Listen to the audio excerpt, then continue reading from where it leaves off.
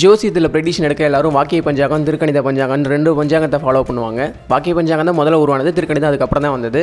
வாக்கிய பஞ்சாங்கப்படி அடுத்த வருஷம் மார்ச்சில் தான் சனி பயிற்சின்னு சொல்கிறாங்க. திருக்கணிதப்படி இந்த வருஷம் மார்ச் 29 சனி பயிற்சி நடக்க இருக்கிறதா சொல்கிறாங்க. சனி இந்த மாதம் 29ஆம் தேதி சனி பயிற்சி ஆகலைங்கிறது தான் உண்மை. ஏன்னா skylive.com அப்படிங்கிற அந்த வெப்சைட்டில் போனீங்கன்னா இப்போ வானத்தில் சனி எந்த ராசியில் இருக்கார் அப்படிங்கிறது அது லைவாக காட்டும். இப்போ பார்த்தீங்கன்னா இப்போ மார்ச் 29 நான் அந்த டேட்டை வச்சு சனி எங்கே இருக்காருன்னு பார்த்தோன்னா அது அக்வாரியஸ் அந்த கும்பராசியில் தான் இன்னும் இருக்கார். அந்த நட்சத்திர தொகுதியில் தான் அது இன்னும் இருக்குது.